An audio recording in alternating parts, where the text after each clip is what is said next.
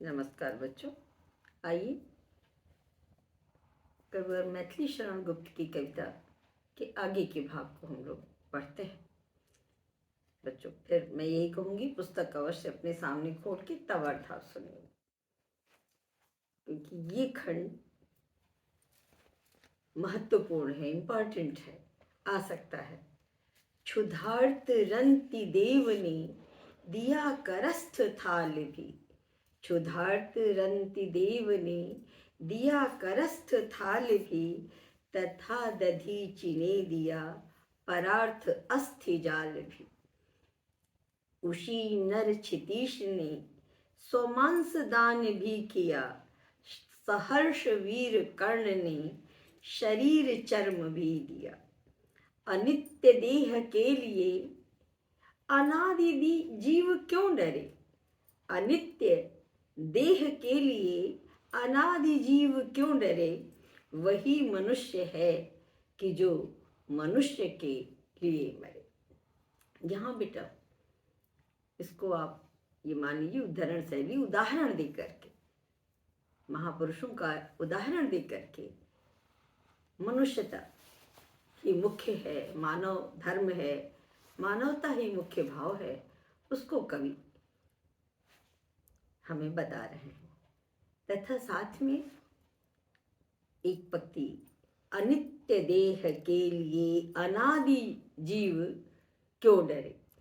ये भाव बेटा गीता से लिया गया है, क्योंकि वहाँ पे है ना कि ये हमारा नयनम चिंदंत शस्त्राणि नयनम दहति पावक ना चैनम वेदयन्ते आपो ना शोषयति मारुतः, कि ये शरीर जो है ये तो नष्ट हो जाता है, लेकिन ना एनम, ये आत्मा अजर और अमर है, ऐसा गीता में कहा गया है।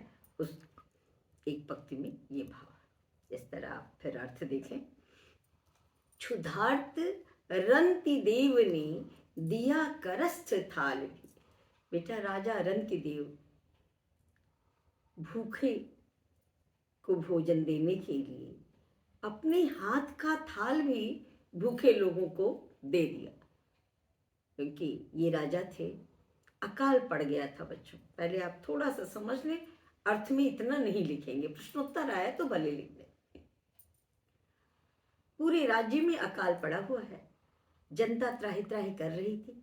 राजा ने अपना पूरा अन्न भंडार, राजा लोग अन्न का भंडार रखते हैं, आज भी आपके यहाँ नेता रख रहे हैं, तो जब कमी आती है तो उस भंडारण से अनाज जनता को दिया जाता है। राजा ने पूरा अन्न भंडारण खोल दिया, अन्न का भंडार खत्म हो गया, लेकिन अकाल नहीं गया। राजा स्वयं बहुत दिन तक भूखे रहे, भोजन नहीं किया। बाद में किसी तरह एक दिन भोजन लेके बैठते हैं, जब प्रजा को कुछ मिल जाता है तो अपने भी भोजन लेके बैठते हैं। कुछ वर्णन है 47-48 दिन बाद भोजन लेके बैठते हैं, और जो वो भोजन करना चाहते हैं बेटा, उसी समय एक ब्राह्मण आ जाता है, कुत्ता आ जाता है, और एक प्यासा व्यक्ति, पानी की ही सबसे कमी थी, प्यासा व्यक्ति भी आ जाता है। तो राजा उठते हैं और वो अपना सारा भोजन पानी सब उनको दे देते हैं, स्वयं भूखे रह जाते हैं। फिर ईश्वर उनके ऊपर प्रसन्न होते हैं, क्योंकि वो उनकी परीक्षा थी कि राजा हैं तो प्रजा के साथ क्या कर रहे हैं, और उसके बाद उनका पूरा अन्न का भंडार भर जाता है, सारा अकाल, सारी दुविधाएं समाप्त हो जाती हैं। तो आज रंति देव को लोग याद रखे हैं। क्यों याद रखे हैं? क्योंकि उन्होंने परोपकार किया। प्रजा का पिता होता है राजा, तो अपनी प्रजा के लिए उन्होंने ऐसा नहीं कि अपने भोजन कर रहे थे। ये उदाहरण दिया। दधीची का आप जानते ही हैं, जानते होंगे, और नहीं जानते हैं तो सुनने की, राजा दधीची, इसमें कहानियां हैं बेटा। ये महर्षि दधीची को राजा इंद्र और साथ साथ सारे देवताओं के राजा इंद्र और सारे देवता जो है आकर के कहते हैं कि उन्हीं की हड्डी से जब वज्र बनेगा तभी राक्षसों का नाश होगा। उन्होंने अपना प्राण त्याग दिया और अपनी हड्डी दान में दे दी। क्यों? क्योंकि देवताओं के राजा, देवताओं की रक्षा करनी थी। इसी तरह उशी नर, ये गांधार के राजा हैं, कबूतर के लिए वैलिया कहता है कि मुझे भोजन करना है, तो कहते हैं मेरा मांस ले लो, अपना मांस।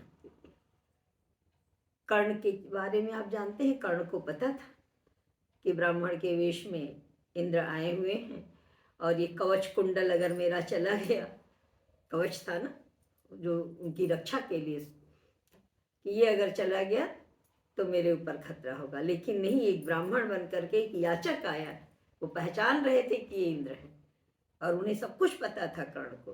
लेकिन महादानी कर्ण ने अपना नियम नहीं तोड़ा, क्योंकि सुबह के समय उनकी पूजा के बाद जो आता था उसे वो दान देते थे, और उन्होंने दान दिया।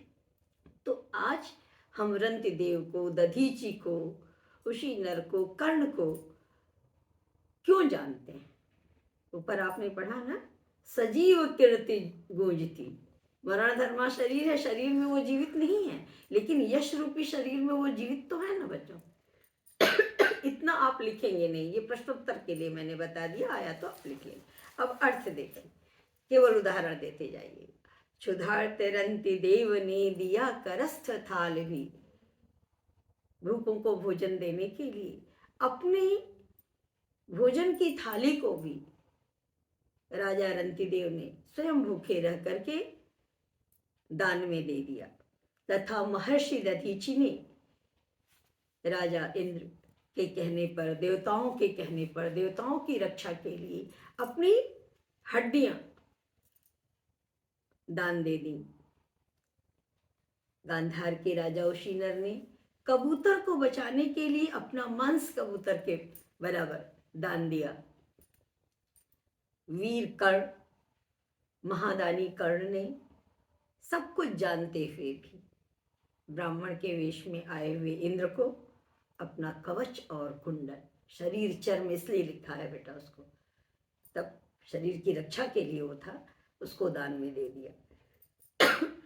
क्या कहते हैं, अनित्य देह के लिए। अब यहाँ बेटा वही अजर अमर है ये आत्मा, अनित्य देह के लिए अनादि जीव क्यों डरे। ये शरीर तो अनित्य है, ये मरण धर्म है, इसकी मृत्यु होनी ही होनी है।